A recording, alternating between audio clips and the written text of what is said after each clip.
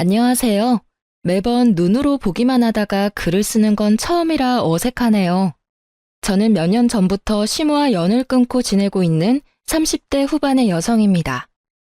남편도 마찬가지로 시모와는 연을 끊고 저희 부모님을 모시며 살고 있는데요. 저와 남편이 당한 시댁 식구들의 어이없는 행동을 여기서라도 이야기하고 한풀이라도 해볼 생각으로 글을 올리게 됐어요. 남편은 저보다 4살이 많고 공기업에 다니고 있어요. 그리고 저는 간호조무사로 어릴 때 남편을 만나 여태껏 금슬 좋게 지내고 있죠. 그런 남편도 시댁에서는 사형제 중 막내예요. 위로 나이차 많이 나는 형님들이 셋이나 있고 지금 70대 중반이니까요. 결혼 전에는 남편이 애지중지 오냐오냐 컸다고 생각했는데 막상 시댁에 와보니 정반대였어요. 늦둥이라 가장 사랑받을 법한데도 집에서는 남편만 오면 냉랭한 분위기가 흐르고는 했거든요. 그런 남편이지만 시부에게만은 애정을 듬뿍 받았어요. 시부가 매번 하는 말이 막내가 자기 어렸을 때와 똑 닮았다고 항상 말씀하셨거든요. 아마 그 탓에 남편에게 애정이 더 깊으셨던 것 같아요. 시부가 정정할 때는 그나마 괜찮았지만 노환과 지병으로 병원에 입원하고 나니 집안은 점점 남편과 저에게는 가시밭 같은 곳이 되어버렸어요. 그런 집안 분위기 때문에 남편은 처갓집에 좀 더 정을 붙이더라고요. 저희야 환영할 만한 분위기였죠. 딸만 둘이 저희 집에서 친정 부모님이 의지하는 사람은 남편이었거든요. 저는 남편 생각에 소소한 일로 남편 부르지 말라고 했지만 남편은 자기에게 의지해주는 부모님의 행동을 기분 좋게 여기더라고요. 그러면서 집에서 내놓은 자식 같은데 여기서는 진짜 자식 같다고, 어른들이 의지하면 인정받는 기분이 들어서 너무 좋다고, 그러니까 소소한 일에도 불러주시는 거 좋다고 했어요. 정말 착한 남편이지 않아요? 제가 봐도 이렇게 착한 사람 드물어요. 그런데 이런 사람에게 시댁 식구들이 어떻게 행동했는지 정말 제3자인 제가 보더라도 남편의 형님들은 하나같이 욕심과 이기심으로 똘똘 뭉친 사람들이었어요. 물론 당해보니 더 확실하게 말할 수 있는 거긴 하지만요. 게다가 나이도 우리보다 훨씬 많아서 같이 있어도 이야기가 전혀 통하지 않았어요. 그리고 그런 아주버님을 믿고 의지하는 건 시모가 더 심했죠. 남편이 뭐라 말해도 전혀 듣지를 않더라고요. 그래도 이해하려 했어요. 나이 드신 어른들이시고 생각하는 게 우리와는 좀 다를 수 있으니까요. 그렇게 시모와 시댁을 이해해보려 애쓰던 우리에게 그 사건이 일어난 건 결혼 후 3년이 채 되지 않았을 무렵이었어요. 저는 결혼 후에 시모와 형님들 뒤를 쫓아다니며 여기저기 시댁 친척 경조사에 자주 참석하곤 했어요. 워낙 친인척이 많은 집이라 결혼할 때도 깜짝 놀랐는데 여기서는 가족들끼리는 또 자주 챙기더라고요. 그런데 하루는 시댁 친척 결혼식에 참석했는데 시모가 들고 온 핸드백 때문에 주변에서 수군거리는 걸 봤어요. 제가 보니 시모 가방이 다 해져서 너덜너덜해졌더라고요. 그걸 모르고 착용하고 계신 걸 보니 마음이 안 좋더라고요. 그렇다고 당장 제가 뭐라 할 수 있는 분위기도 아니었고요.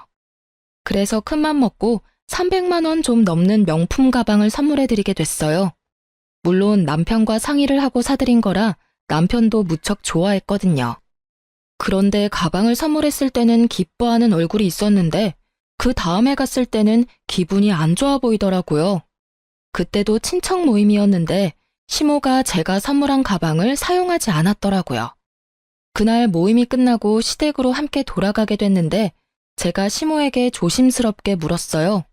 어머님, 혹시 제가 선물한 가방은 마음에 안 드세요? 조심스러운 제 물음에 시모가 고개를 돌려 저를 쳐다보는데 그 눈이 은은하게 돌아있는 걸 발견했죠. 뭔가 이상하다 싶었는데 그때 시모가 한마디 던지더라고요. 네 눈에는 내가 그렇게 없어 보였니? 네? 그게 무슨 말씀이세요? 정말로 저는 이 말을 바로 이해하지 못했어요. 왜냐고요? 저로서는 생각해본 적도 없는 거였으니까요. 뭐가 없어 보였길래 그런 소리를 하신 걸까 싶었는데 뒤에 하는 말이 더 어이없더라고요. 내가 돈이 없어서 가방을 안 샀겠어? 그런데 나한테 가방을 선물했다는 건 내가 거지꼴처럼 보였으니 네가 선물을 한 거겠지. 어머님, 전혀 아니에요. 그런 마음에 들인 거 아니고 저번 친척 결혼식 때 어머니 가방이 너무 해진 게 보여서 사드린 것뿐이에요.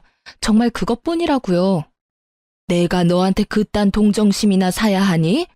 어디 새파랗게 어린 게 어른한테 돈 자랑이야? 가만 두고 보니까 네 시어미가 거지처럼 보이디? 정말 그런 거 아니에요, 어머님.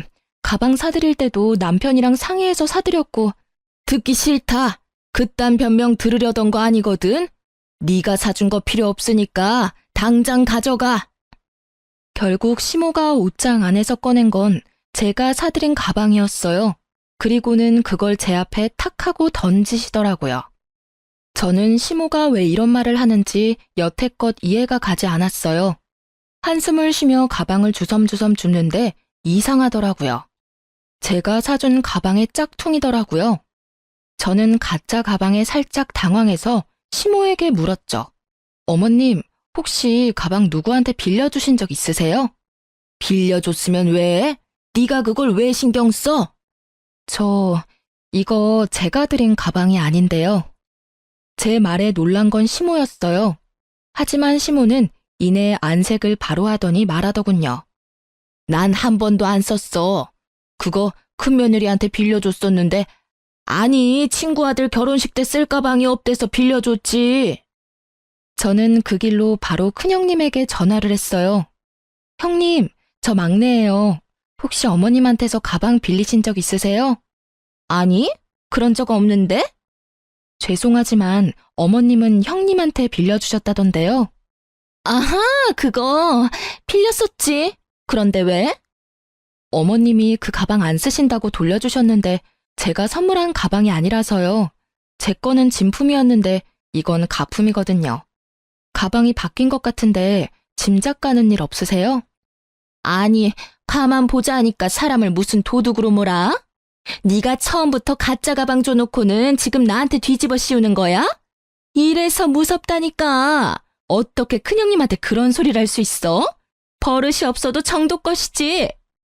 그런데 큰형님의 목소리에 시모가 도리어 더 표독스러운 표정을 지으며 제게 소리치더라고요. 야, 너 사람을 거지 취급한 것도 모자라서 가짜 가방까지 줬니? 기가 막혀서. 그래, 가짜 줘놓고 생색내니까 기분이 좋았어? 어쩐지 그 가방 들고 다니기 싫다 했더니. 죄송하지만 처음부터 그 가방은 진짜였어요. 짐작만으로 그렇게 말씀하시면 곤란하죠.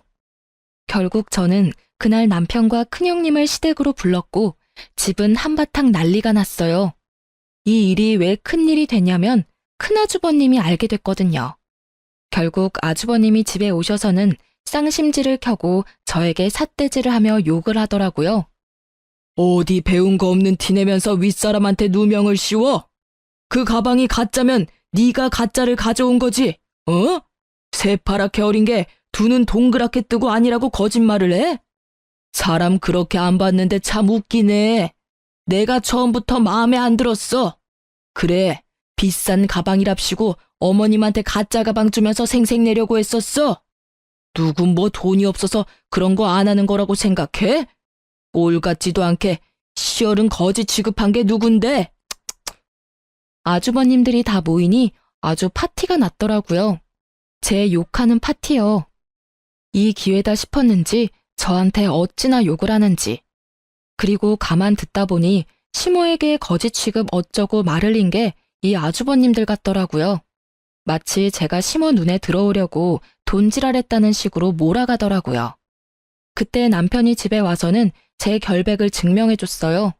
진짜 남편 아니었으면 큰일 날 뻔했거든요. 시모의 조카이자 남편의 이종사촌에게 전화를 걸더라고요. 그제서야 저는 처음부터 거기 전화를 했으면 모든 게 해결됐을 거라는 걸 깨달았죠. 나야. 우리 와이프가 사간 그 가방 말이야. 그거 혹시 가짜는 아니었어? 무슨 소리야. 우리 매장에서 직접 산 거고 내가 직접 차까지 몰아줬잖아. 그래, 그랬지. 근데 그 가방이 지금 가짜라고 누가 우기는데 네가 이야기 좀 해줄 수 있어? 뭐? 고모, 제가 그 매장에서 일하잖아요.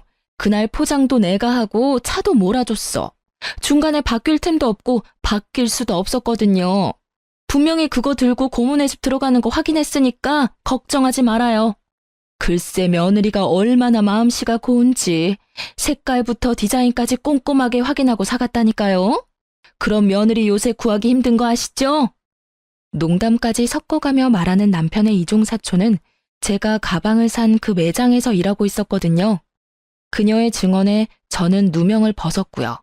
그 말에 형님과 아주버님들은 모두 입을 꾹 다물더라고요. 세상에, 그 시끄럽던 집이 한순간에 조용해졌다니까요. 내가 가만 생각해보니까 그날 바빠서 바로 못 갖다 드렸고 나중에 갖다 드리는 과정에 집에 있는 비슷한 가방이랑 헷갈렸나 봐. 큰형님이 그렇게 인정을 했어요.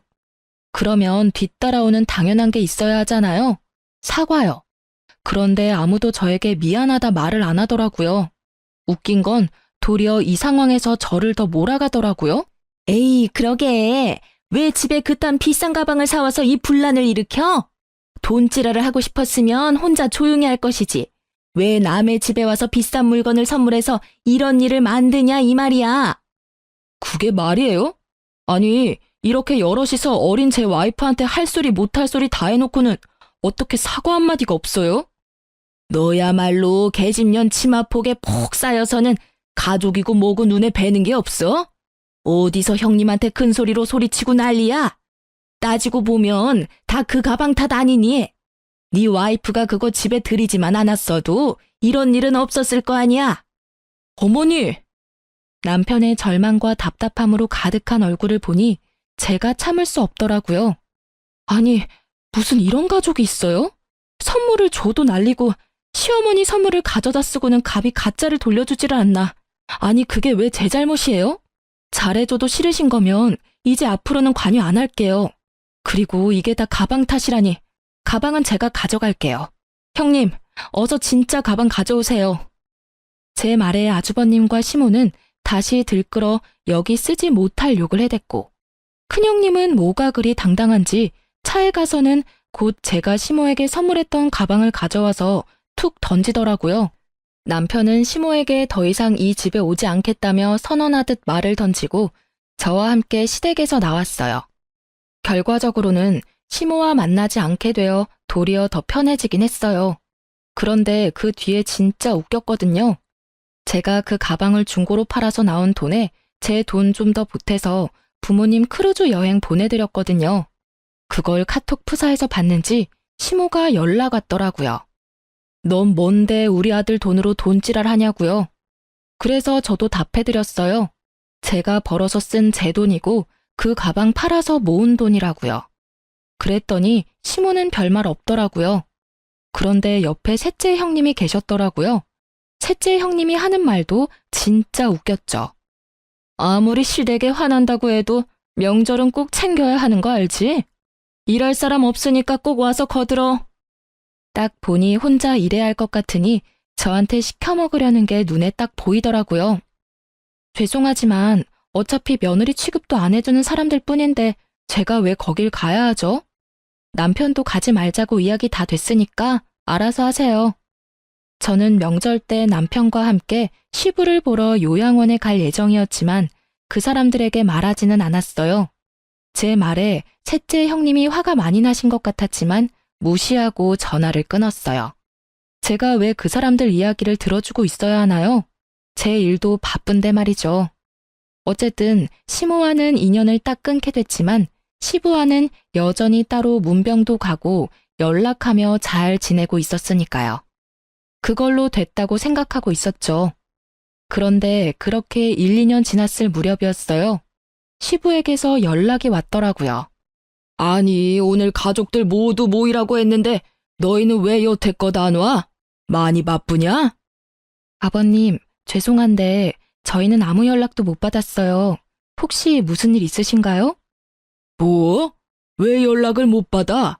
내가 분명히 중요한 이야기 있으니 다들 모이라고 분명히 이야기했는데. 아이고, 그래. 연락이 안 갔을 줄은 몰랐네. 혹시 지금 시간이 되면 집에 좀 와보거라. 뭔가 눈치를 채신 듯 화가 난 시부의 음성이 살짝 누그러지더라고요. 저는 남편과 저녁을 빨리 먹고 시댁으로 향했어요. 오랜만에 가는 길이라 기분은 그리 좋지 않았지만 시부가 있었으니까요. 그렇게 시댁에 갔는데 이미 뭔가 한바탕 한 듯 분위기가 좋지 않더라고요. 3명의 아주버님과 3명의 형님들, 그리고 시모가 한꺼번에 저희를 무척 짜증나게 쳐다보더라고요.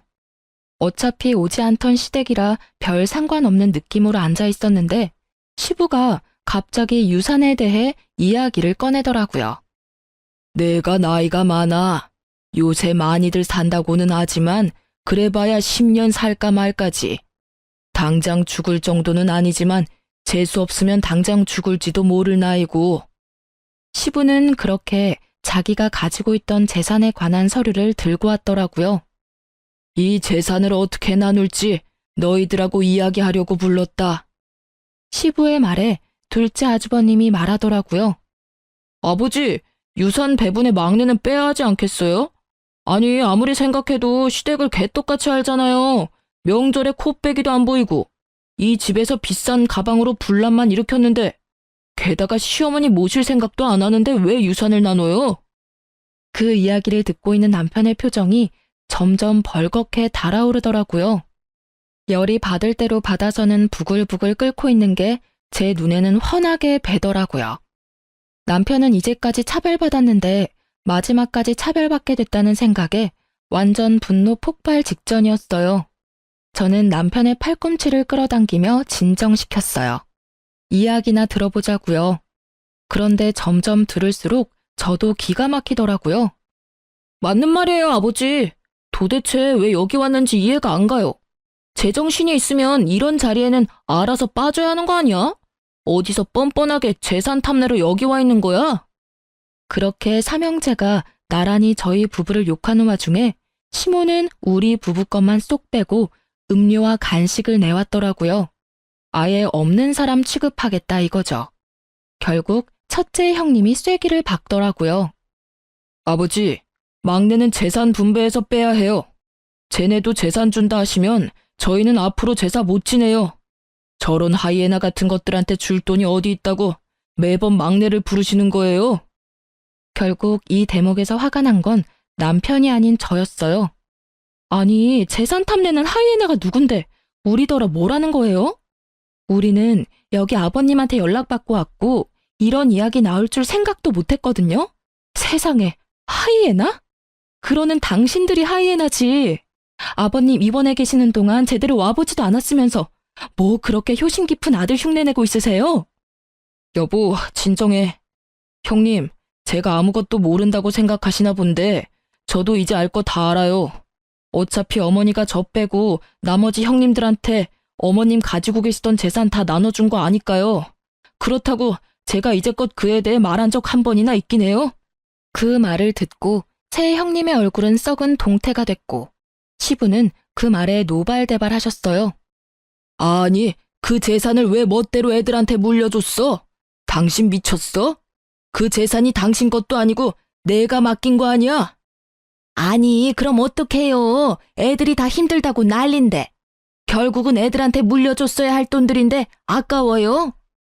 아까운 게 아니라 그 과정에서 또 막내만 빠졌으니 하는 소리 아니야? 도대체 이 세 놈들한테 왜 나눠준 거야? 다 이유가 있어서 준 거예요. 첫째가 사업이 실패해서 빚이 좀 생겨서 어쩔 수 없이 줬고, 둘째는 주식 때문에 문제가 생겨서 줬죠. 그리고 셋째는 아시다시피 애가 약해서 얼마 전에 입원까지 하는 바람에 수입이 영 없었으니까. 우리가 아는 바에 의하면 저 말들은 다 거짓말이었거든요. 형님의 사업은 적자를 달리고 있긴 하지만 여전히 잘 돌아가고 있었고, 둘째 형님은 주식이 아니라 비트코인을 하느라 빚을 지기는 했지만 시모가 준 돈으로 또 비트코인을 해서 그 돈마저 다 말아먹었거든요. 그리고 셋째 형님은 아픈 데가 없어요. 싹 다 거짓말이었던 거죠. 솔직히 연락하며 지내지는 않아도 형제간이니 이래저래 소문들이 흘러들어올 수밖에 없거든요. 저는 어이가 없고 남편은 여전히 분노에 차 있더라고요. 어머니한테 저는 이제 더 이상 자식이 아닌 듯하니 이젠 절대로 어머니와 형님께 관여하지 않겠습니다. 아버지, 죄송해요. 그래도 아버지께는 잘할게요. 저거 봐라. 아버지 재산 탐나서 아부나 떠는 꼴 봐. 네가 그래봐야 아버지 재산 한 푼이라도 받을 수 있을 것 같아? 우리가 못 받게 할 거야. 마누라랑 수준이 똑같지? 마누라는 명품 가방으로 시어머니 환심이나 사려 하질 않나? 지는 아버지한테 아부나 떨면서 콩고물 떨어지길 기다리질 않나? 조용히 안 해? 이것들이 한 번만 더 형제끼리 싸우면 당장 첫째 너부터 재산 분배해서 빼버릴 거니까! 결국 꽥소리를 지른 시부의 말에 형제들이 조용해졌죠. 시부도 저도 이 분위기를 보고 기가 막힌 표정만 지었어요. 아버지, 그 부분은 아버지가 알아서 하세요. 저희는 더 이상 이 집안에 관여 안 하고 싶어요. 그리고 어머니, 항상 그랬듯이 쭉 저희는 없는 사람이라고 생각하세요. 그렇게 사시는 게 어머니한테도 저한테도 맞는 것 같으니까요. 그래, 그런다고 내가 후회할 줄이나 알았어? 네가 그렇게 해준다니 내가 다 속이 시원하다. 널 아들이라 생각한 적 없으니까. 결국 남편은 시모와의 관계를 끊겠다고 말하고 집에 돌아왔어요. 자식을 저렇게 모질게 대하는 엄마를 처음 봐서 그런지 저는 집에 돌아온 뒤에도 이해가 안 가더라고요. 그런 제 속이 이렇게 답답한데 남편은 어련했겠어요? 그냥 있는 게 제일 좋은 방법 같아서 저희는 더 이상 그 집에 연연하지 않기로 했죠. 그 뒤로 한 1년은 시모에게 연락 한 번 없더라고요. 시부와 만나서도 남편은 가족 이야기는 되도록 안 했고요. 솔직히 저는 무소식이 희소식이라고 연락 없는 걸 다행으로 여겼거든요. 그런데 연락을 끊은 지 1년이 좀 더 지나서 집에 누가 찾아왔더라고요. 보니까 시모와 요양원 직원이라는 사람이 찾아왔더라고요. 시모는 우리 쪽은 쳐다도 보지 않고 여전히 없는 사람 취급이었고요. 시모와 함께 온 사람은 시모의 상황이 힘들게 됐다며 저와 남편에게 먼저 말을 꺼내더라고요. 처음에 전화를 하려고 했는데 시모가 아들 집을 안다며 그 사람을 데리고 우리 집까지 찾아온 거였어요. 사실은 어르신이 손목이 부러져서 저희 병원에 입원을 하셨거든요. 손목은 3개월 좀 더 지나서 괜찮아졌는데 그때는 보호자분들이 퇴원을 원하지 않으셨어요. 저희야 병원비 받고 어르신 잘 모시면 되는 건데 그 병원비가 계속 밀리고 있어서 저희 쪽에 보호자분으로 등록되신 분은 둘째 아드님이신데 연락이 안 돼서 다른 보호자분을 찾아왔어요. 어르신이 막내 아드님이 계신다고 하셔서 병원비랑 보호자 변경에 대해서 상의를 좀... 죄송하지만 저희는 시댁과 연 끊었습니다. 그걸 원하셨던 것도 어머니셨고요. 지금 이렇게 오셔서 하실 말씀은 아니실 텐데 왜 여기 왔는지 궁금하네요. 남편을 아들 취급 안 하겠다 하신 건 어머니셨잖아요. 요양원 직원은 무척이나 간곡한 표현과 말투로 이야기를 했지만 저는 그런 직원의 말을 딱 잘라버렸어요. 그 이야기를 듣던 시모의 얼굴이 점점 분노로 가득해지더니 버럭 소리치더라고요. 너랑 이야기할 거 없다. 나는 아들이랑 이야기해야겠어. 들어봐라 얘. 둘째가 보호자로 되어 있는데 그놈이 연락을 안 받아. 첫째 놈은 내가 전화하니 모르는 사람 취급이고 자기는 내 자식이 아니니 다시는 연락하지 말라고. 셋째는 자기가 의료급여 수급자라며 자기 같은 처지에 노인 하나 더 맡으면 자기가 죽는다며 앓는 소리를 하지 뭐냐. 이 썩을 것들이 아주 지 어미를 호구로 봐. 울분에 가득 찬 시모의 목소리가 분노에 가득 차 있었어요. 그런 와중에도 남편은 지극히 평온한 모습이었고 저는 기가 안 차서 한숨만 푹푹 내쉬었죠. 그것뿐이면 내가 말을 안 해. 내가 가지고 있던 집, 내 명의의 집까지 홀라당 팔아먹었어. 입원하고 한 달도 안 돼서 다 팔아먹었더라. 이 되먹지도 못한 것들이 나 입원시킬 때 이미 잔머리 굴려서 생각해둔 게 틀림없어. 막내야, 너희 형들이 이 모양 이 꼴이니 내가 마지막 남은 내 아들 찾아온 게 당연하지 않겠니? 응? 결국 평온한 남편 대신 제가 화를 내고야 말았어요. 이제 와서 내 아들 운운하는 모습이 너무 뻔뻔하잖아요. 아니 어머님, 사고는 형님들이 다 치고 갔는데 왜 우리한테 와서 하소연하세요? 아주버님들이 연락이 안 되면 형님들께 연락해 보시던가요. 그때 어머님이 이 사람 없는 사람 취급하셨을 때 이미 저희들과의 인연은 끊겼다고요. 좋다고 꺼지라고 한 게 어머님이셨거든요. 그런데 왜 저희가 형님들이 싼 똥을 치워야 하냐고요? 또 네가 문제야. 네가 내 아들 옆에서 아들한테 우리 사이를 이간질한 탓에 이렇게 우리 사이가 벌어진 거 아니냐? 막내한테 내가 잘해주지 못했다고 천륜이 그렇게 쉽게 끊기는 게 아니다. 엄연히 내가 먹고 입히고 재워줬으니 아들이 엄마를 책임져야지. 그게 인간의 도리가 아니냐? 인간의 도리를 운운하면서 그 아들을 차별하고 내친 건 기억도 안 나는가 보더라고요. 언제부터 아들 취급했다고 이런 식으로 막무가내로 구는지. 이렇게 밀어붙이니 막을 방도가 없더라고요. 그 나쁜 놈의 새끼들은 인간 새끼들도 아니야. 내 재산 다 빼내갈 때는 간이며 쓸개며 다 빼줄 것처럼 굴더니 이제는 아예 생판 모르는 남 취급이야. 이제 더 이상 이 늙은 몸에서 빼갈 것 없으니 아예 정신 나간 치매 환자 취급이나 하고 나쁜 것들. 내가 그 돈을 지들한테 왜 줬는데? 진정하세요, 어머니. 일단은 제가 밀린 병원비는 내드릴게요. 그런데 저는 어머니 보호자는 못합니다. 지금 저희도 장인 장모님 모시고 있어서 어머니까지는 못 모셔요. 그러니까 형님들 중에 누구 하나한테 연락해서. 장인 장모는 모시면서 나를 못 모신다고? 그게 무슨 말이냐? 네가 내 아들인데 왜 네가 나를 안 모시고 저쪽 집안 사람들을 모시는 거야? 왜 네가 남의 부모를 모셔? 이 나쁜 년. 네가 내 아들 꼬셔서 너희 부모 모시도록 만든 거지? 이 여우 같은 년이 처음부터 내가 알아봤어. 제가 그런 짓을 왜 하겠어요? 어머님이 이런 상황을 만들었다는 걸 정말 모르시겠어요? 본인이 자초해놓고 이제 와서 저한테 책임 전가하시는 거잖아요. 우리가 왜 어머님하고 연 끊었는지 이제는 기억도 안 나시나 보네? 어머님이 얼씨구 좋다구나 하며 우리 내칠 때는 이런 미래를 생각도 안 하셨나 봐요. 이런 망할 년을 봤나? 네가 뭐라 해도 내 아들은 법적으로 내 자식이야. 그러니까 나를 부양해야 되는 것도 법적으로 정해져 있는 거지. 난 당연한 걸 요구하는 것뿐이라고. 그만 좀 하세요, 어머니. 어머니 재산을 형님들께 물려준 것도 서운하긴 했지만 그건 어머니 재산이니 제가 왈가왈부할 게 아니라는 걸 잘 알고 있어요. 그렇지만 제가 살면서 차별받은 건 절대로 못 잊어요.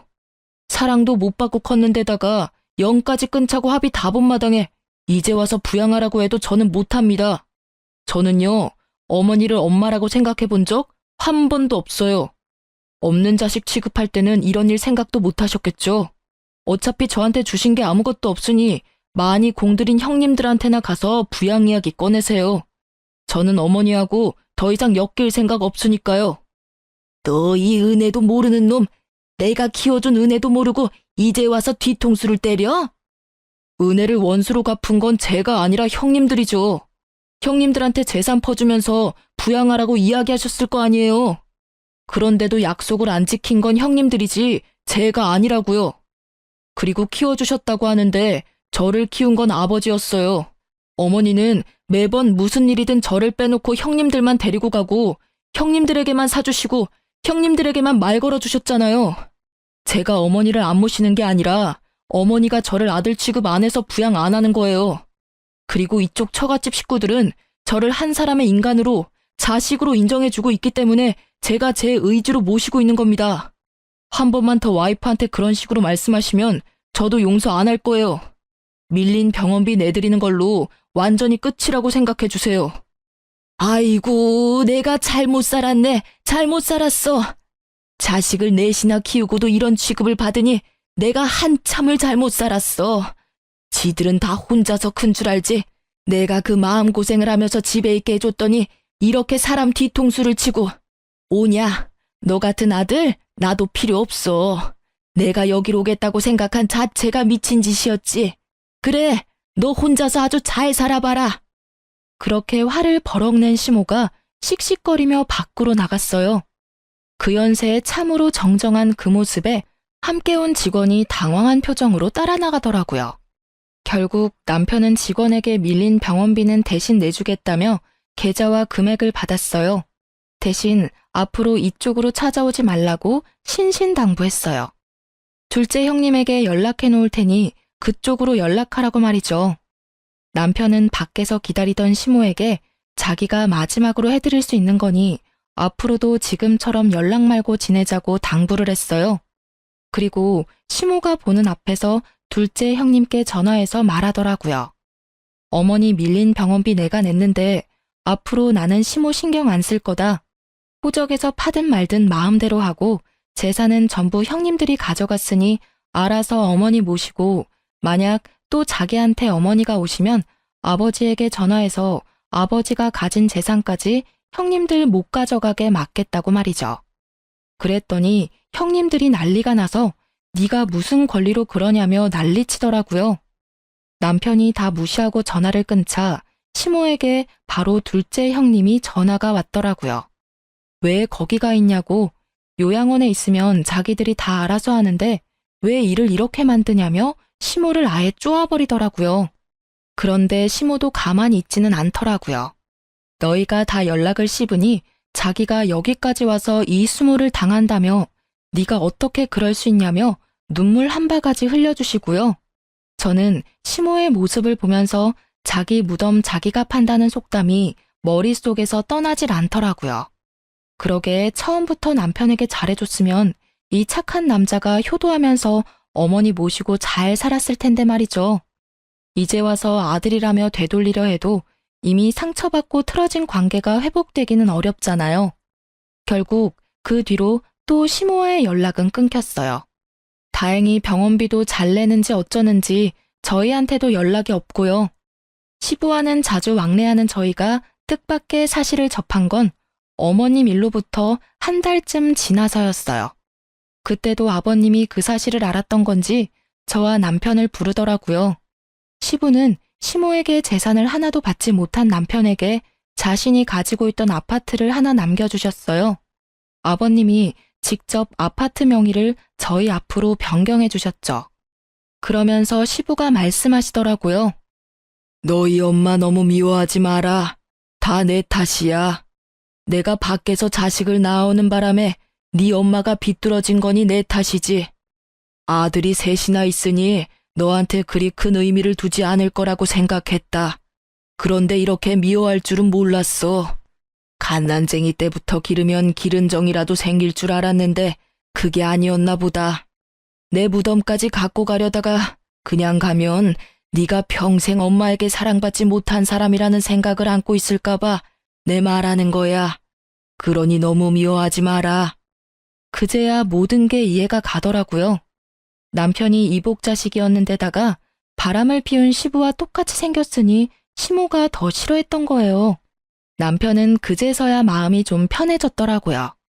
그런데 제 생각과는 다르게 자기가 미움을 받는 이유를 알게 돼서 마음이 편해진 게 아니라 시모와 진짜로 피가 통하는 사이가 아니라는 걸 알게 돼서 개운해진 거라고 하더라고요.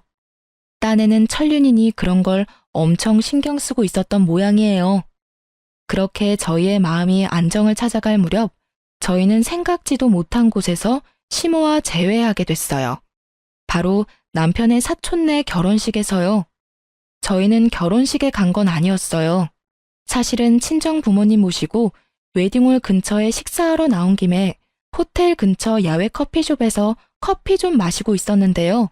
하필 호텔에서 우연찮게 고모님을 만나게 됐거든요. 그때 고모님과 함께 있던 게 시모였어요. 시모는 아무도 신경 써주지 않은 티가 나는 그런 모습으로 결혼식에 와 있더라고요. 고모는 남편에게 무척 잘해주셔서 남편에게 이왕 만난 거 식장이라도 왔다 가라고 권유했고 남편은 식사는 안 하더라도 축의금은 주고 오자며 홀 안으로 들어갔죠. 솔직히 그때 친정 부모님이 같이 계셔서 남편도 약간 당황한 것 같더라고요. 저희가 시모와 연을 끊었다고 고모님 같은 다른 친척분들과 연을 끊은 건 아니잖아요. 그래서 친정 부모님에게 먼저 양해를 구하고 같이 웨딩홀로 향했죠. 그리고 그 안에 있던 시모와 맞닥뜨린 거예요. 안녕하세요. 잘 지내셨죠? 형님들이 잘 모시고 있으신가 봐요. 시모는 저의 인사에도 제 말을 무시하고는 쳐다보지도 않더라고요.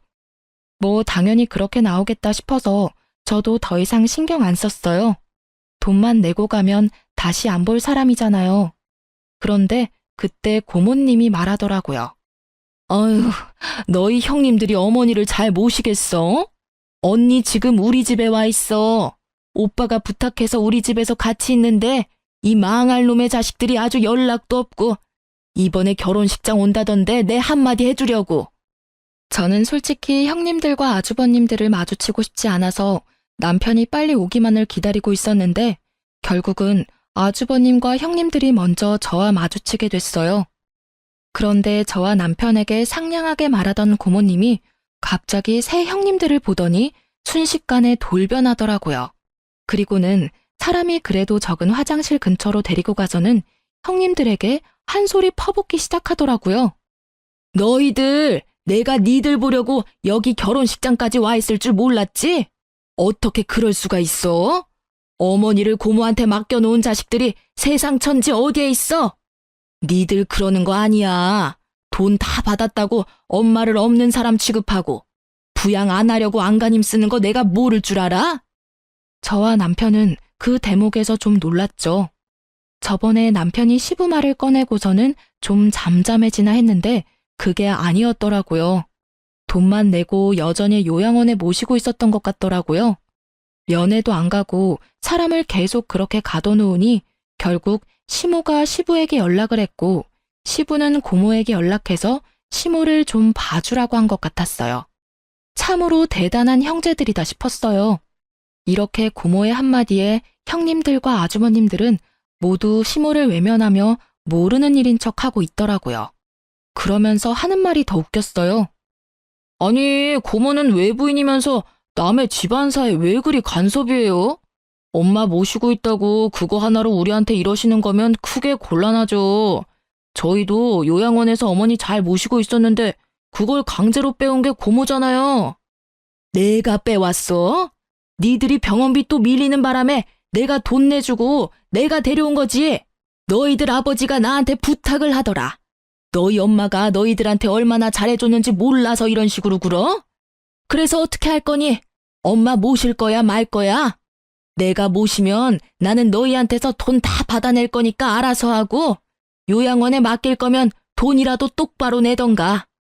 저희가 알아서 할 테니까 저희한테 넘기세요. 그러게 뭐하러 어머니 데려가셔서 사서 고생하시는 거예요? 그 말에 터진 건 고모님이 아니라 시모였어요. 야, 이 나쁜 놈아! 너 내가 너를 그렇게 키웠어? 어떻게 형제 셋이 나란히 나를 물먹일 수가 있어? 너희들 내가 연락할 때마다 바쁘다고 하면서 다른 형제들한테 전화하라며 미뤘지? 그리고 며느리들, 너희들도 마찬가지야. 내가 전화하면 바쁘다고 끊기 바쁘고 뭐 돈 나갈 일 있으면 돈 없다며 돈 원할 때만 찾지 말라고 소리 빽 지르고. 너희가 인간이야? 인간 탈을 쓴 짐승이지? 그래, 나한테서 돈 될 만한 거 다 가져가고 나니 이제 이 늙은이는 바람 빠진 풍선같이 쓸모가 없지? 이럴 줄 알았으면 내가 너희들한테 잘해줄 일이 아니었어. 막내 하나한테 다 물려주는 건데. 봐라, 지 부모도 아닌 처가 식구들까지 챙기며 살고 있는 걸 봐. 내가 저걸 보면서 얼마나 후회가 됐는지 아냐? 나한테 잘하겠다고 입으로만 백날 이야기하는 너네들이 아니라 행동으로 모든 걸 보여주는 막내한테 투자했어야 했어, 이 망할 놈들아. 결국은 시모의 분노가 터져버렸고 아주버님들은 또 그들대로 골이 날 대로 났더라고요. 아니, 그렇게 좋으시면 막내한테 가세요. 가시면 될 거 왜 우리한테 와서 들러붙으려고 하시냐고요. 좋은 자식 있으면 좋은 자식한테 가면 되시지. 아, 저번에 연 끊으시면서 절대로 안 본다고 하신 게 마음에 걸리세요? 그리고 막내도 생각이 있으면 어머니 받아주겠어요? 저희랑 다 같이 대놓고 차별하고 없는 사람 취급하셔놓고는. 너희들이 아니었으면 내가 그렇게 하지도 않았겠지. 그리고 너희들은 내가 가지고 있는 게 없다고 생각하나 본데 내가 가지고 있는 하나가 아직 있어. 그거는 너희한테 절대로 안 주기로 했다. 벌써 수령인까지 싹 다 바꿨거든. 내 사망보험금. 시모의 입에서 사망보험금이라는 단어가 나오자 형님들과 아주머님들의 눈빛이 정말 순식간에 바뀌더라고요. 그러면서 갑자기 형님들이 어머니에게로 달려가서는 이산가족 상봉한 것처럼 어머니, 어머니, 우리랑 같이 가세요 하며 곡소리를 내는데 이건 뭐 거의 꽁트였죠. 남의 결혼식에서 이렇게 웃긴 연극 찍는 것도 참 어찌 보면 대단한 재능이잖아요. 보통 뻔뻔해서는 이런 일을 할 수 없으니까요. 정말 그 꼴을 보는데 기도 안 차더라고요. 그런 가족들을 한심한 표정으로 지켜보던 고모가 한 말씀 던지셨어요. 사망보험금 하나에 다시 또 이렇게 부모님 사랑이 샘솟냐? 언니, 내가 이 말까진 안 하려고 했는데 도대체 자식 농사를 어떻게 한 거유? 이 눈들 좀 봐. 세상에 그렇게 모셔가라고 할 때는 왜 자기들한테 떠넘기냐며 눈에 쌍심지를 켜고 달려들더니 보험금 한마디에 아주 효자가 셋이나 생겼네. 말해봐요. 어떻게 키우면 저런 불효자를 셋이나 만드는지. 고모님의 빈정거림에 시모의 얼굴이 벌겋게 달아오르더라고요. 그럴 수밖에요.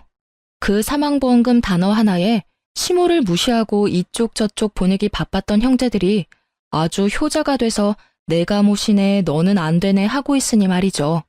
게다가 친척 결혼식이다 보니 남편 친척 사람들이 모두 모여있던 자리라 그 사람들의 눈을 완전히 피할 수는 없었거든요. 그 친척들이 혀를 차며 시모와 새 아주버님께 한 말씀씩 던지더라고요. 저것도 자식이라고? 자네 자식들은 없다 생각하는 게 낫겠네. 저거야 원 자식이 아니라 빚쟁이지. 돈을 그만큼 뿌리면 뭐래? 자식들이 인간이 덜 됐는데. 그래, 사망보험금 혹시라도 자식들한테 미리 넘기지 마. 그러다가 또 저번처럼 팽당하고 요양원에서 천덕꾸러기 신세 못 면해. 저것들 얼굴 봐봐. 저거 사람 얼굴인가? 아주 돈벌레 같은 인간들이구만. 그 훈수두는 말에 시모의 수치스러움이 극에 달했고 결국 시모는 아주버님들에게 너희에게는 절대 안 준다며 소리를 꽥 지르고는 나가버리더라고요. 저희는 뭐 시모에게 보험금이 있든 없든 알 바 아니니까요. 그 사람들 일이니 그냥 구경했죠. 좋은 구경 잘했어요. 많은 사람들이 처음에는 우리 남편과 제 탓을 많이 했거든요. 그런데 이렇게 많은 친인척들 앞에서 우리가 잘못된 게 아니라는 걸 아주버님과 형님들이 몸소 알려주셔서 저희는 나쁜 사람에서 벗어났거든요. 그 뒤로 고모님과 연락이 돼서 소식을 들었는데 참으로 딱하고 웃기더라고요. 새 형님들이 눈에 불을 켜고 시모를 쫓아다닌대요. 셋이서 피 터지게 싸우는데 유산 나눠 가를 때보다 더하다고 해요. 시모는 그런 자식들의 모습에도 도리어 화가 더 난다고 하시더래요. 그럴 수밖에 없죠. 이제껏 무시하다 사망보험금 때문에 자기한테 잘해주다니. 물론 보험금 받을 때는 시모가 죽고 난 다음이지만 그 전에 수급자 변경하면 또 버림받을까봐 전전긍긍하고 있는 게 뻔하잖아요. 그런데 고모가 몰래 알려주시기를 시모에게는 사망보험금이 없대요. 사망보험금 이야기는 고모가 시모에게 이야기해준 거였고 시모가 그걸 이용하고 있다는 거더라고요. 그걸 모르는 형제들이 열심히 시모에게 돈을 쓰고 있으니 웃긴 꼴이죠. 저러다 사망보험금 없다는 걸 알고 나면 어떻게 행동할지 궁금하네요. 그러게 착한 막내 아들에게 잘 좀 해줬으면 평생 잘 모시고 살았을 일을. 본인 고생길을 본인이 알아서 가고 있는 게 참 딱하다며 고모님이 한탄하는 소리가 마음에 와닿더라고요. 저희 부부는 그런 싸움들에서 벗어나 친정 부모님들과 함께 여행도 다니며 진짜 가족다운 즐거움을 느끼고 살고 있어요. 시모와 아주버님들을 만나지 않으니 세상이 평화로워요. 남편은 결혼식에서 시모와 형님의 모습을 보고 하나도 변하지 않은 그들의 태도에 마음을 많이 놓았다고 해요. 그리고 저도 솔직히 그분들 덕택에 남편이 우리 부모님에게 많이 의지하고 또 의지되어줘서 고마운 상황이고요.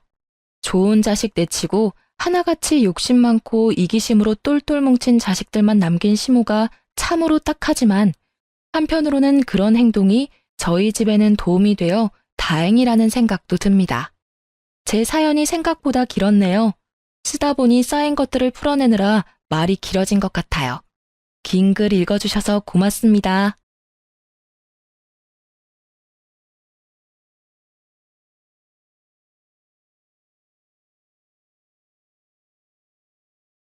안녕하세요. 저는 10년이나 된 인연을 얼마 전에 끊고 두 딸과 새로운 삶을 살고 있는 40대 여성입니다. 저에게 결혼 생활이라는 것은 소소한 즐거움을 뛰어넘는 시집살이였다고 말하고 싶네요. 저희 가족만으로 본다면 그리 나쁘지는 않았습니다만 아무래도 결혼을 하면 시댁이 생기잖아요. 시집을 간 어느 여성도 자유로울 수는 없으니 말이죠. 저 또한 처음에 결혼을 앞두고 상견례를 했을 때 시라는 것이 주는 압박감을 뼈저리게 느끼게 됐어요. 저와 남편은 소개로 만난 게 아니라 우연한 기회에 함께하게 되어 사랑을 키운 그런 연애를 했어요. 그래서 그런지 남편에 대한 저의 애정은 생각보다 컸어요. 남편의 아버지가 교수에다가 어머니도 고상한 분이라는 걸 알고 나서 저는 저의 마음을 접어보려고도 애썼지만 그게 잘 되지 않더라고요. 제가 왜 마음을 접으려 했냐고요?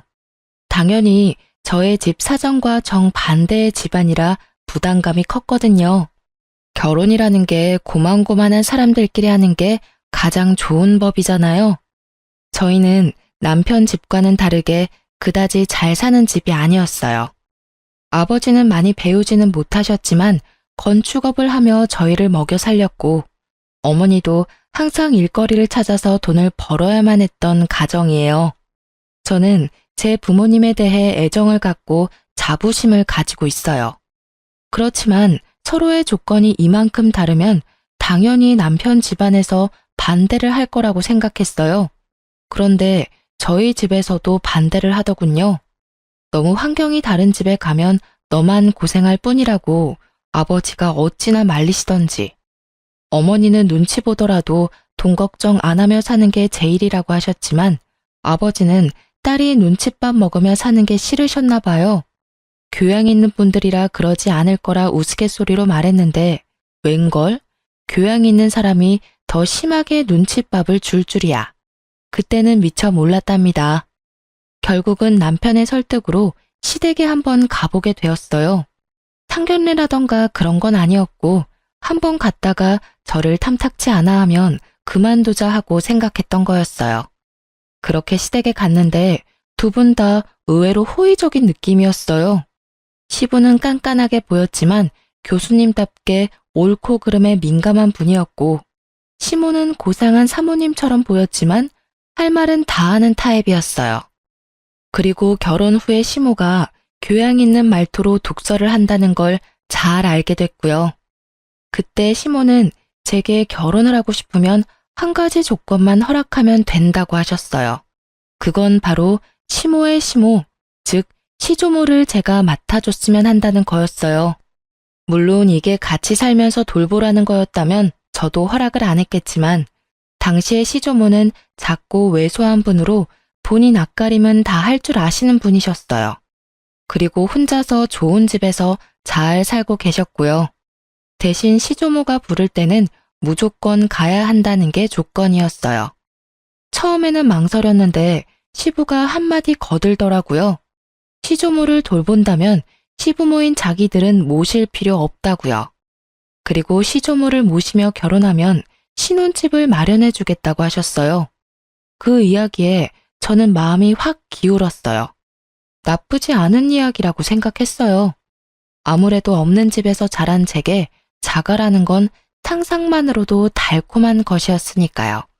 그래서 저는 그 일을 맞는 조건으로 결혼을 할 수 있게 되었죠. 그런데 문제는 시모를 모시지 않는다고 하여 시집살이에서 자유로울 수는 없다는 점이었어요. 제가 그 부분을 놓친 거였죠. 저는 결혼 후 첫째 딸을 낳고 그럭저럭 괜찮은 시간들을 보내고 있었어요. 시모가 말한 시조모를 모시는 일도 그렇게 힘든 일은 아니었어요. 오히려 시조모의 성품이 저와 잘 맞아서인지 둘이서 대화를 하는 게 그렇게 재미있을 수 없더라고요.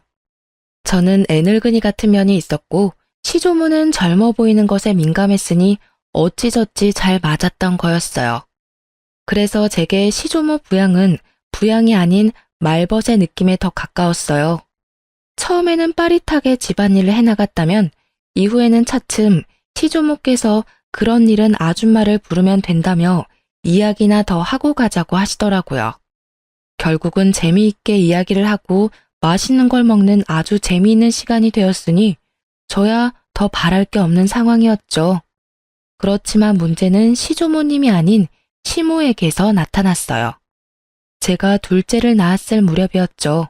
첫째가 딸이었기에 시모는 둘째는 꼭 아들을 낳기를 원했어요. 그런데 어디 아이가 원하는 대로 성별을 타고 나오나요? 결국은 둘째도 딸아이였다는 게 문제의 시작이었어요. 저는 당시에만 해도 그렇게 심각하게 느끼지 못했어요. 그런데 시부모가 산부인과에 왔을 때 뭔가 잘못됐다는 걸 느꼈어요. 바로 밝은 시부의 표정과는 다른 차가운 시모의 표정 때문이었어요. 시부와 남편이 맛있는 걸 사오겠다며 나간 사이 시모가 제게 말하더군요. 첫째 때는 첫 아이라 그러려니 했는데 두 번째까지 딸인 건 좀 너무하지 않니? 어떻게 넌 아들 하나를 못 낳아? 정말. 내가 남편 때문에 금팔찌를 사오긴 했다만 솔직히 네가 감히 이걸 받을 자격이 있는지는 너 스스로 생각해봐. 그리고 딸 낳고 조리할 생각은 하지 말고 보름 뒤에 집에서 김장하니까 그때 꼭 와서 거들고 가거라. 보름 뒤요? 애가 아직 어려서 다른 데 맡기기가 힘든데 올해만 좀 봐주시면. 봐주긴 뭘 봐줘? 내가 심하다고 생각하니? 아니야, 네가 나한테 너무한 거지. 어떻게 내리 딸만 낳을 수 있어? 아들이 없으면 우리 집 재산은 누가 지내? 저는 시모의 말에 할 말이 없었어요. 제가 잘못해서가 아니라 어이가 없어서요. 이 말도 안 되는 언행에 어디를 어떻게 어디서부터 지적해야 할지 알 수가 없었으니까요. 시부와 시모가 돌아오니 시모는 제게 언제 그랬냐는 듯 조리 잘하라며 덕담을 하고 돌아가시더군요. 참으로 가증스러운 모습이었어요. 저는 참다 못해 남편에게 말했어요. 어머님이 보름 뒤에 김장할 때 나더러 오래. 나 몸도 안 좋은데 김장까지 하면 진짜 반은 죽을지도 몰라. 설마 일 시킬 리가 있겠어? 산후조리 잘하라는 분인데. 그냥 손녀 보고 싶은 마음에 당신을 부른 거겠지. 일한다 생각하지 말고 갔다 와. 첫째는 내가 봐줄까? 진짜 그럴까? 근데 어머님이 아들 원하셨는데 딸 낳아서 많이 실망하시던데 그 부분에 대해서 들은 건 없어? 아니, 설마. 요즘 세상이 어떤 세상인데 딸 아들 구별해. 나는 아들보다는 딸이 더 좋아. 벌써부터 애교가 철철 넘치잖아. 남편이 딸을 좋아하니 마음을 굳게 먹었어요. 보름의 시간이 지나고 저는 일복을 입고 집을 나서려 했어요. 그런데 남편이 일하라고 시키지는 않을 거라며 편한 옷 입고 가라고 하더군요. 결국은 인부복을 원피스를 입고 시댁에 갔는데 김장이라더니 일할 사람은 저와 시모뿐이더라고요. 동서가 오기로 했는데 아예 코빼기도 보이지 않고요. 게다가 제가 흠칫 놀란 건 시모가 지독한 감기에 걸려서 콜록대고 있었기 때문이었어요. 어머님, 감기가 심하신 것 같은데 김장은 다음에 할까요? 이 상태로는 어머님도 더 힘드실 것 같고. 절인 배추를 벌써 준비했는데 어떻게 뒤로 미뤄? 무조건 오늘 하고 치러야 해. 그리고 나는 아파서 일 못하니 네가 알아서 해놔. 저 동서는 혹시 오늘 언제 온다고 해요? 둘째는 오늘 안 와. 걔는 몸이 안 좋다고 해서 쉬라고 했다. 그렇게 됐으니 얼른 시작해라. 내내 콜록거리는 시모 앞에서 저는 인상도 쓰지 못한 채 홀로 김장을 해야 했습니다. 정말로 거짓말 하나도 안 보태고 평소보다 몇 배는 더 고되고 힘든 작업이었어요. 결국은 혼자서 배추와 사투를 벌인 끝에 김장이 끝났고 집에 돌아온 저는 근육통으로 저녁 내내 앓아야 했어요. 그리고 그 다음날부터는 열이 오르는 바람에 아이들을 안아보지도 못하고 병원까지 다녀왔어야 했죠. 시모에게 옮은 감기가 어찌나 독한지 아이들을 안아볼 수도 없게 막더라고요. 제가 애들을 볼 수 없으니 결국 남편이 애들을 떠안게 됐고 그 때문에 남편은 남편대로 애 둘을 보느라 힘든지 은근히 제 탓을 하더라고요. 아니, 도대체 어디서 감기로 옮아온 거야? 갓난쟁이 돌보면 집에 딱 붙어 있어야지. 당신 김장 갔던 날 평소보다 늦게 들어왔던데 어디 다른 데 가서 있었던 거 아니야? 산후조리 해야 할 사람이 몸 관리를 어떻게 하길래 감기에 걸려? 머리 아프니까 나한테 뭐라고 하지 마. 내가 가고 싶다고 했어?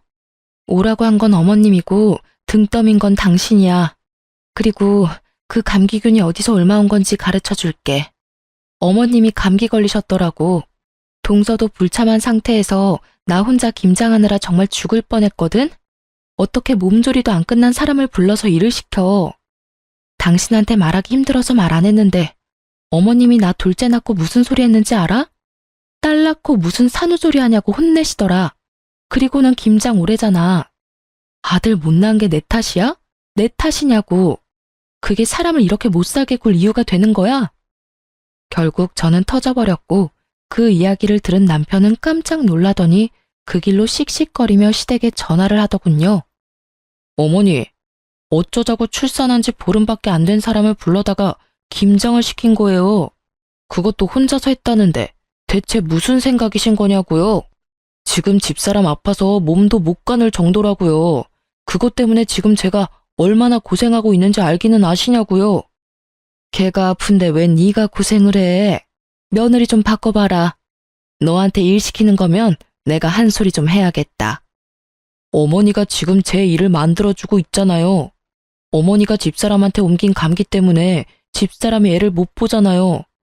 이제 막 보름 된 둘째에 감기라도 옮으면 어머니가 책임지실 거예요? 엄마가 애를 못 보니 저라도 애를 봐야 할 거 아니냐고요. 결국 시모는 별말 못하고 전화를 끊었죠. 솔직히 입이 10개라도 할 말이 없을걸요? 그러게 면역력 떨어진 산모를 왜 데려오냐 이 말이에요. 그렇게 1차로 이야기가 끝난 줄 알았는데 감기가 가라앉고 나서 시부가 저희 부부를 시댁으로 불렀어요. 저는 남편과 시댁으로 갔는데 시부의 표정이 아주 무시무시하더라고요. 그래, 아가, 감기는 다 나았고? 네, 아버님, 이제 감기는 다 나았어요. 그런데 어쩐 일로 부르셨는지. 너 혹시 이번에 김장하러 왔었니? 네, 김장하고 갔는데 혹시 무슨 문제라도 있으셨나요? 그때 제가 너무 경황이 없어서 혹시라도 김치 맛이 이상하다면 죄송합니다. 그랬구나. 역시 너희 시어머니가 너한테 되지도 않는 시집살이나 시킨 거였어. 당신은 그렇게 할 짓이 없어서 며느리 괴롭혀? 어떻게 출산한 지 보름밖에 안 된 며느리를 데려다가 김장을 시켜? 아니, 딸 낳고 뭐가 자랑이라고 미역국을 끓여 먹고 팔자 좋게 산후조리를 해요. 옛날 같았으면 당장 나가서 일할 상황이라고요. 그리고 며느리 둘이 다 안 하겠다는데 그럼 김장은 뭐 나 혼자 해요? 그럼 며느라가 김장은 누구랑 같이 했는고? 저 혼자 했어요. 동서도 그날 안 왔거든요. 어머님도 기침 감기 때문에 계속 콜록거리고 계셔서 제가 일을 다 해야 했어요. 어머님이 그날 다 해야 한다고 하셔서. 어이구, 맨날 나가서 교양 있는 척은 혼자서 다 하더니 이거 봐. 당신이 그렇게 중요하게 여기는 교양과 상식에 출산 직후의 여성을 김장에 막 부려먹어도 된다고 하든 조선시대에도 이렇게까지는 안 했을 거야. 게다가 감기에 걸려서 콜록거리면서 어떻게 애를 봐야 할 사람을 불러서 감기로 옮기도록 할 수가 있어. 상식이라고는 어디다 갖다 처박아 놨길래 이런 사달을 만들어? 결국 시부가 화를 내고 시모에게 사과하라고 했지만 시모는 절대로 미안하다 한마디를 안 하더라고요. 뭐 저도 사과받을 생각이 없기는 했어요. 그걸 보고는 시부가 저에게 미안하다며 사과를 하시더라고요. 그때 저는 앞으로도 시모와는 이렇게 대면대면 거리 두고 살기로 작정했어요. 그렇게 다짐하고 나니 그 뒤로부터는 시모에게도 할 말은 하게 되더라고요. 그렇게 시모와의 사이가 악화되고도 그럭저럭 5년을 더 살았어요. 그동안에도 시모는 저에게 날카로운 눈총을 보내기도 했어요. 그리고 추석이 지난 공휴일에 친정에서 연락이 왔어요. 딸, 빨리 병원으로 와. 너희 아버지 아파서 지금 병원에 왔는데 나 혼자 무서워서 못 있겠어. 왜, 무슨 일인데 병원이야?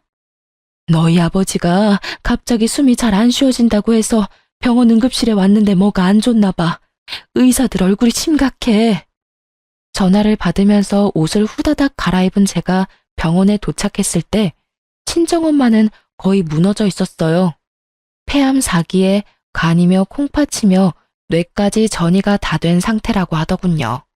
결국 수술은 불가하고 항암과 방사선으로 여명을 조금씩 늘리는 수밖에 없다고 하더라고요. 입원실에 들어간 아버지는 본인의 상태를 어느 정도 짐작한 듯 보이더라고요. 그리고 더 이상 치료에 희망이 없음을 느끼셨는지 집으로 가고 싶다고 엄청 떼를 쓰셨어요. 마음 같아서는 계속 병원에 두고 싶었지만 집이 보고 싶었을지도 모른다는 생각에 엄마와 저는 아버지를 집으로 데려왔고 가족 모두가 함께 하기로 했어요. 그래서 남편과 시조모에게도 미리 말을 했어요. 며칠이 될지 몇 주가 될지는 모르겠지만 친정에서 당분간 지내겠다고요. 물론 아이들은 데리고 가기로 했어요. 손녀들 얼굴 보면 아버지께 희망이 조금이라도 생기지 않을까 하는 마음에서 데리고 간 거였어요. 아버지가 너무 좋아하시더라고요. 병원에 있을 때보다 훨씬 얼굴이 좋아 보였어요. 물론 몸 상태는 안 좋으셨지만 마음이 편안해 보이는 게 보여서 저도 좋았죠. 그렇게 한 사흘쯤 됐을까요? 그때 시모가 급한 일이 있으니 시댁에 좀 오라더라고요. 아버지의 상태가 그리 좋지 않아 거절하려고 했는데 시모가 무조건 와야 된다는 거예요.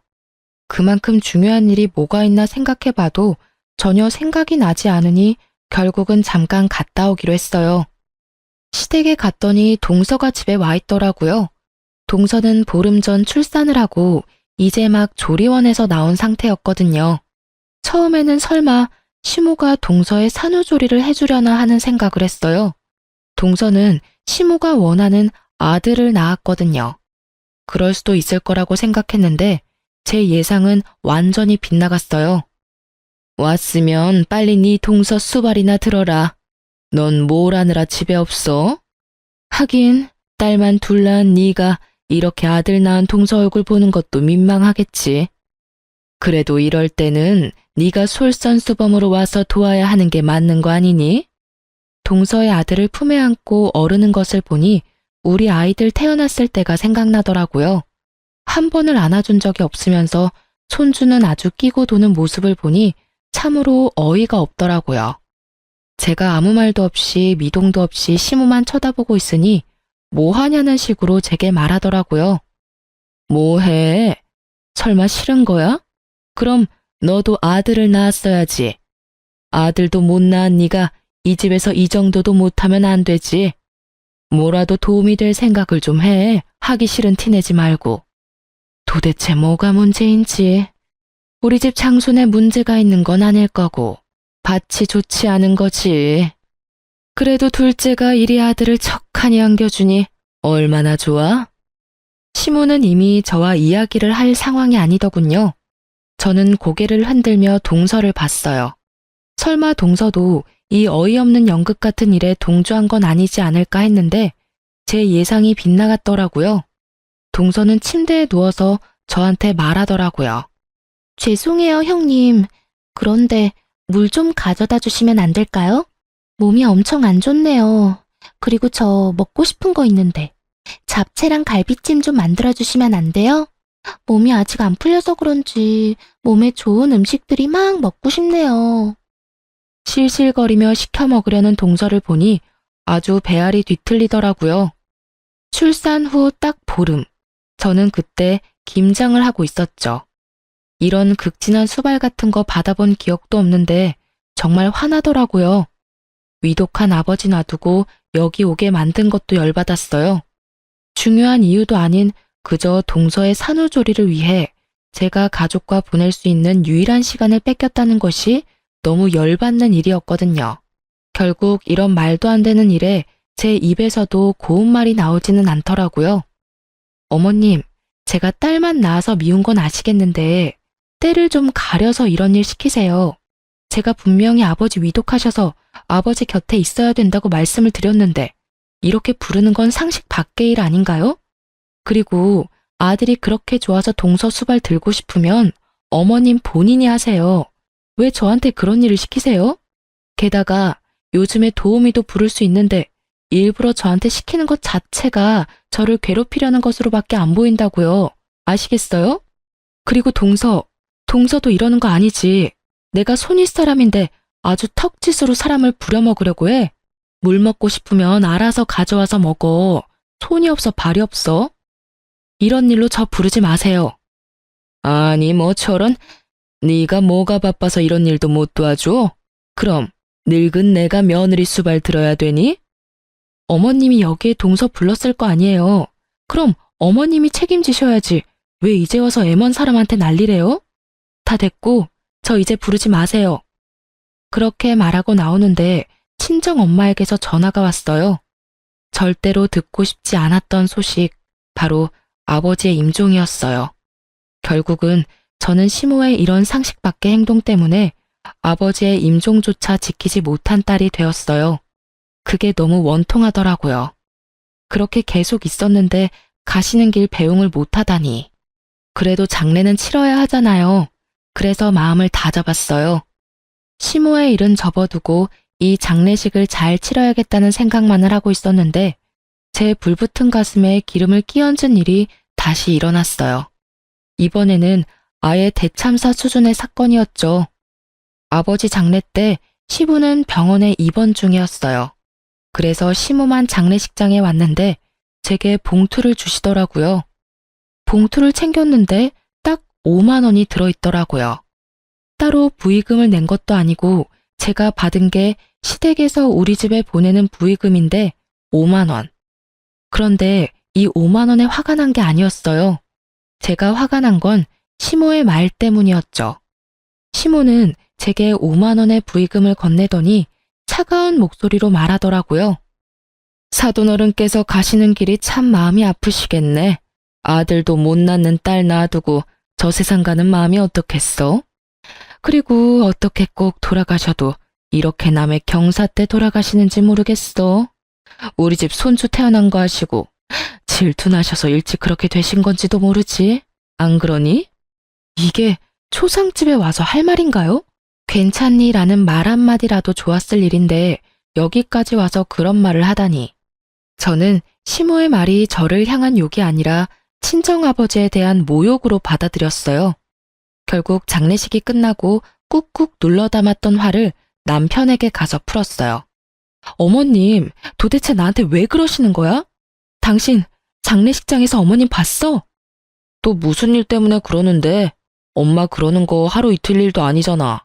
그냥 당신이 참고 좀 넘어가면 안 돼? 아니, 당신은 왜 내가 잘못했다는 식으로 말해? 어머님이 오늘 장례식장에 오셔서 꼴랑 부의금 5만 원 주고 가셨어. 그러면서 나한테 뭘 하시는 줄 알아? 몰라. 모르겠고 듣고 싶지도 않아. 그리고 부의금 5만 원이 어때서? 돈 때문에 난리치는 거 보니 정이 다 떨어져. 엄마가 장례식장까지 간 정성이 있는데 설마 돈 적게 냈다고 뭐라 하는 거야? 너 진짜 그러는 거 아니다. 힘들 때 와주는 게 고마운 거지. 내가 돈 때문에 그러는 거라고 생각해? 아니라고. 내 말 좀 들어보고. 됐어.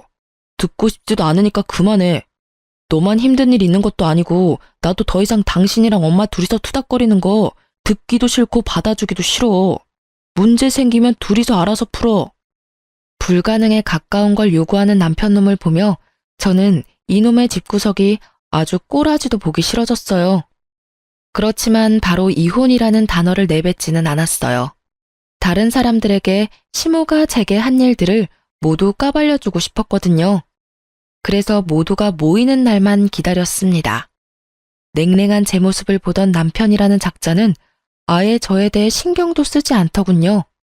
시모와 제 사이에서 끼이는 것도 지겹다나요? 완전한 해결책을 바란 것도 아닌데 남편의 그런 행동은 저를 정떨어지게 만들기 충분했어요. 그리고 추석이 되었어요.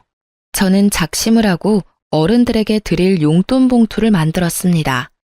시조모에게는 50만 원을 넣고 시부의 봉투에는 30만 원, 그리고 시모의 봉투에는 5만 원을 넣어서 드렸어요. 역시나 봉투를 받은 시모의 얼굴이 확 상하더군요. 고상함을 추구하며 항상 무표정한 표정을 짓는 시모의 그 일그러진 표정만 봐도 기분이 한결 나아지더라고요. 이거 봐. 얘는 이래서 안 된다니까. 너 설마 시아버지, 시조모님 봉투에까지 이런 장난친 거 아니지? 이게 뭐야, 애들 용돈도 아니고. 네 동서는 봉투에 50만 원 두둑히 넣어왔던데 넌 꼴랑 5만 원 넣어왔어? 나이가 들면 나이가 든 행동을 해야지. 너보다 어린 우리 둘째 며느리가 뭘 보고 배우겠니? 윗물이 맑아야 아랫물이 맑다는데 너희는 어찌 된 게 이렇게 정반대야? 집에 도움이 되는 일을 못했으면 이런 날 부모님 기쁘게 해드릴 노력 같은 건 아예 없고. 아들아, 너 장가 잘못 갔어. 참 모질다 싶은 말들만 골라 하더라고요. 그래서 저도 따박따박 말해줬죠. 그럼 동서는 아버지 돌아가시면 50만 원 드리겠네요? 동서는 좋겠어. 이렇게 좋은 시어머니도 두고. 근데 어머님, 제가 생각이 없어서 5만 원 넣었겠어요? 어머님이 제 아버지 돌아가셨을 때 장례식장에서 5만 원만 주셔서 그렇게 담았을 뿐이에요. 어머님이 하신 그대로 돌려드렸는데 뭐가 문제인지 잘 모르겠네요. 제 이야기를 듣고 있던 시부가 깜짝 놀라더니 시모에게 따지더라고요. 이게 무슨 소리야, 당신? 내가 준 돈 200만 원은 어쨌어? 장례식장 갈 때 내가 봉투에 넣어준 돈. 시부가 나서서야 시모의 표정이 살짝 당황하더라고요. 그렇지만 여전히 뻔뻔한 고상함을 무장한 채 한마디도 지지 않고 역 같은 소리를 짓거리더군요. 아니, 아들도 못난 며느리예요. 아무리 사돈 어른이라도 그만큼 받을 만한 이유가 없죠. 이 집안에 도움될 만한 일을 얘가 한 적이 없는데 왜 우리가 돈을 그만큼을 써야 해요? 그 이야기를 들으니 딱 감이 오더라고요. 시모 혼자 이 모든 일을 벌였구나 하고요. 여보, 그만 좀 해. 장례식장에서 5만 원 받은 일로 아직까지 꽁에 있는 거야? 내가 제발 좀 이해하고 넘어가자고 했잖아. 어머니 옛날 사람이고 아들 좋아하는 거 이미 잘 알고 있는데 새삼스레 왜 이제 와서 이러는데. 제발 조용히 좀 살자, 어? 그냥 장례식장 와주신 거에 의미를 두라고. 돈 같은 거에 연연하지 말고. 살면서 그 돈보다 더 많이 받을 수도 있잖아. 남편 놈은 시모 말을 듣고도 제 엄마 두둔하기 바쁘더라고요. 딸을 좋아하지만 엄마도 포기 못하는 거겠죠. 참 효자예요. 그걸 보는 저는 우라통이 터지지만요. 5만 원 받아도 상관없었어. 그런데 돌아가신 고인에게만큼은 예의를 다해야 됐던 거 아니야? 어떻게 장례식장에 와서는 딸한테 아버지를 욕보일 수가 있어. 도대체 무슨 생각으로 그런 말 하셨어요? 말해보세요. 아들도 못 낳는 딸 놔두고 가는 아버지 심정 운운할 때 도대체 무슨 생각을 하셨냐고요. 저는요, 당신 때문에 저희 아버지 임종도 못 지켰어요. 그 잘난 아들 낳은 동서 산후조리 수발 들라며 저 불러냈을 때 저희 아버지 돌아가셨거든요. 이러니 제 가슴에 못이 박히지.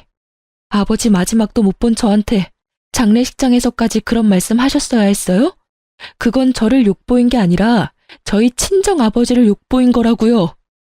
악에 받쳐 말하는 제 말에 시부의 얼굴이 터질 것처럼 벌겋게 달아오르더라고요.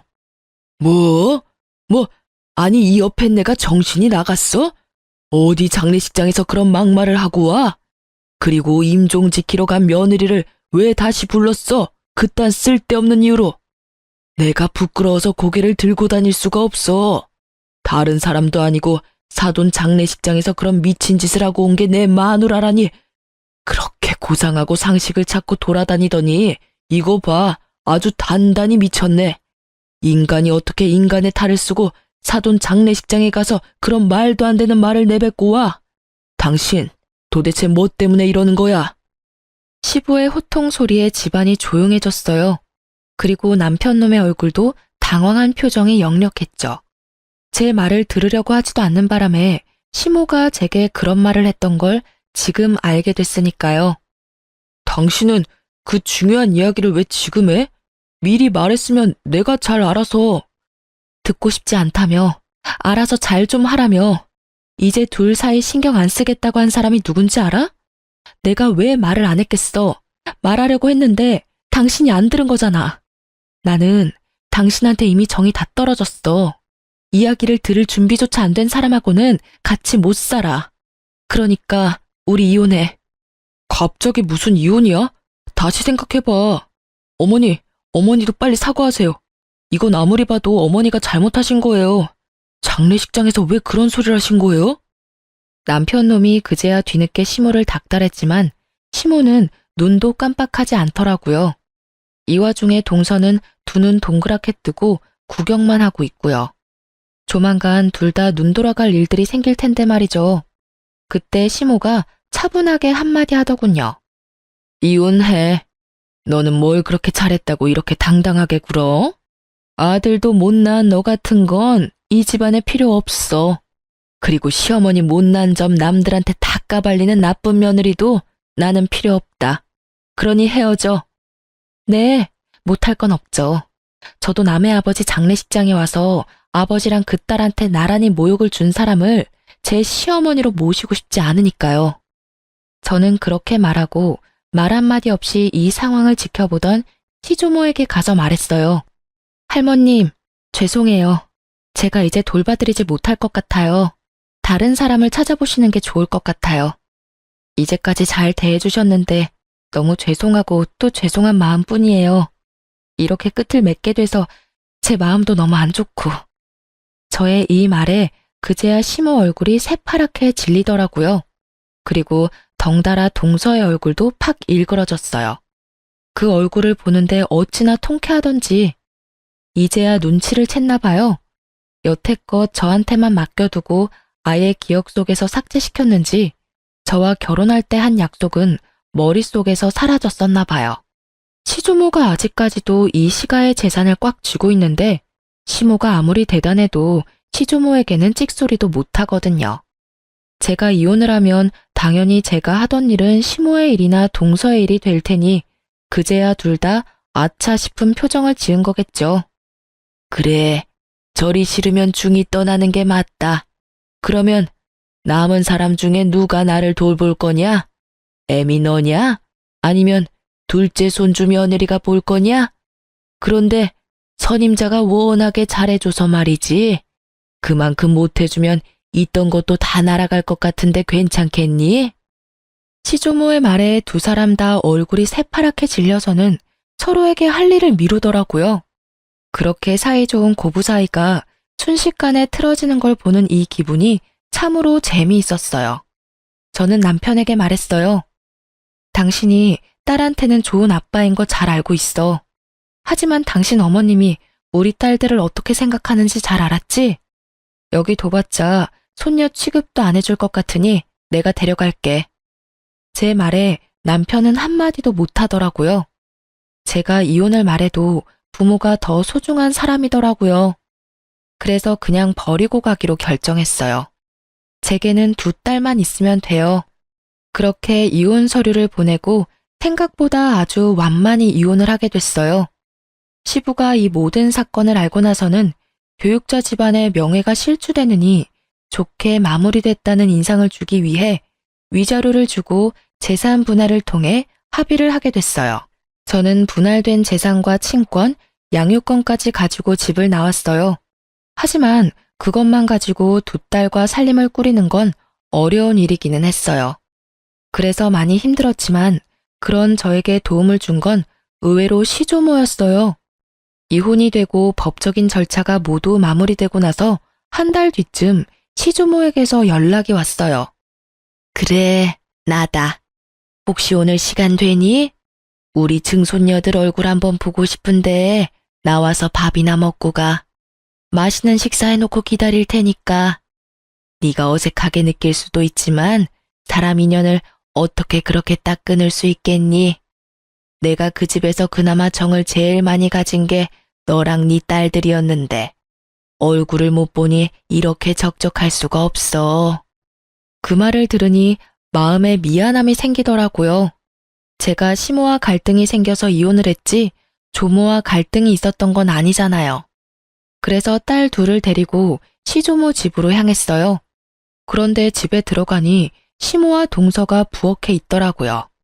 열심히 음식을 만들고 있는데 냄새를 맡아보니 제가 좋아하는 수육과 꼬막 무침이더라고요. 설마 이 사람들하고 제외시키려고 불렀나 싶었는데 시조모가 나오더라고요. 왔니? 여기 얘들은 신경 쓰지 말거라. 우리 집 일 도와주러 온 애들이야. 오지 말래도 주말마다 와서는 온 집을 헤집고 사람 마음만 불편하게 만들고 가는 것들이야. 딱 봐도 말에 가시가 돋친 것이 이들 사이에 무슨 일이 생긴 것 같더라고요. 제가 딸들과 함께 테라스로 향하자 시모의 눈이 저를 뚫어지듯 쳐다보더라고요. 제가 온 것이 무척이나 기분 나쁜지 표정이 어마무시했어요.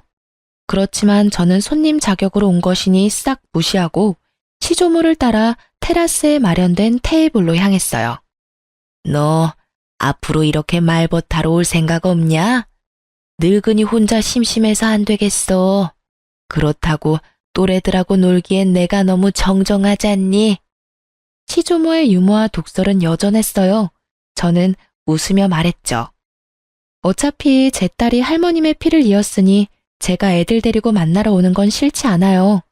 그런데 저분들이 계시면 제 마음이 그리 편치는 않거든요. 제 마음의 앙금들이 다 풀리지는 않았고 언제 풀릴지도 모르고요. 풀린다 한들 이제 이혼해서 남인데. 그래? 그럼 네가 올 때는 저것들 안 부르면 되지.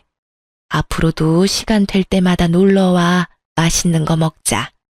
내가 늙어서 요양원 들어가기 전까지는 젊게 살아야 하지 않겠니? 네 하고 대답하려는데 시모가 둘 사이에 끼어들었어요. 아니 어머님, 무슨 말씀을 그렇게 하세요? 이 여자는 이미 남의 집 사람이에요. 그런 사람을 뭐 하러 부르세요? 말벗하고 싶으면 제가 사람을 고용해서. 조용. 내가 언제 너 말하라고 했어? 있는 듯 없는 듯 조용히 있다가 가라고 했지. 넌 있는 사람 간수도 못하면서 또 어디 가서 사람 데리고 올 생각이냐? 너 생각하는 건 안 봐도 눈에 훤하다. 내가 혹시 재산 증손녀들에게 넘겨줄까봐 그것 때문에 이렇게 난리치는 거 아니야? 솔직히 걱정이 안 될 수는 없죠. 두 사람이 이렇게 가까운데 저라도 이 집 재산 지켜야죠. 그 말에 시조모가 두 눈을 치켜뜨더라고요. 네가 뭔데 이 집 재산을 지켜? 시모 봉양도 안 하는 며느리가 뭘 지킨다는 거야? 막말로 너 얘 결혼시킬 때도 네가 날 부양하기 싫으니까 며느리 앞세워서 나 부양하도록 시킨 거 아니냐? 그러면 재산이 가더라도 네 며느리한테 가야지 왜 너한테 재산을 줘? 10년을 넘게 내 말벗을 한 손주 며느리를 그런 식으로 사람 취급도 안 하고 내쫓아가지고 일을 복잡하게 만든 건 너다. 어머니, 정말로 이 집 재산 이쪽에 나눠주실 거예요? 그런 법이 어디 있어요? 이제 법적으로 완전 남인데. 완전 남이 어디 있어? 내 피가 이어진 내 손주들이야. 피가 이어지지 않은 건 너겠지. 이 집 재산이 네 거라고 착각하나 본데 아직까지는 내 명의로 된 재산이야. 내 재산 내가 알아서 쓴다는데 네가 뭔 상관이야? 시조모의 말에 시모의 표정이 뾰루통하게 변했어요. 대꾸하고 싶은 눈치였는데 더 큰 불호령이 떨어질까 참는 것 같았어요. 둘 다 하기 싫은 거 억지로 하는 얼굴로 와서는 일도 제대로 안 하고 집만 어지르고 가는 거 내 모를 줄 알았냐? 그런 주제에 재산이 탐이 나기는 나. 재산 가져갈 생각이면 간쓸게 다 빼다 줄 것처럼 살랑거려도 모자랄 판에 낯짝 뻔뻔하게 들고는 너희들 일 전부 직원들한테 시키는 거 내가 봐서 다 알아. 둘째 손부는 10년의 정이 있고 증손녀들도 아주 내 마음에 쏙 들게 컸으니 재산을 물려주지 않을 이유도 없어.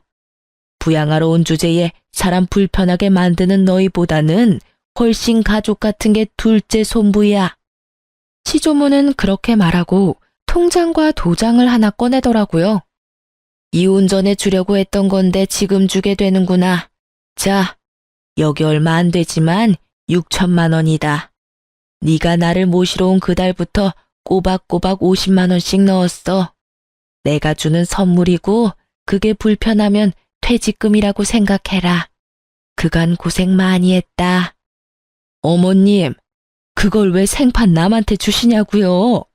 이혼하면서 위자료며 재산 분할로 다 가져갔어요. 그거 안 주셔도 제 살만하다니까요? 네가 기어코 내 재산을 물려받기 싫구나. 네 남편한테도 이야기해줄까?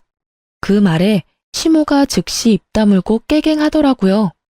저는 시조모의 선의를 좋은 마음으로 받아들였고 그 돈과 위자료, 재산 분할로 받은 돈으로 지방의 작은 아파트를 구할 수 있었어요.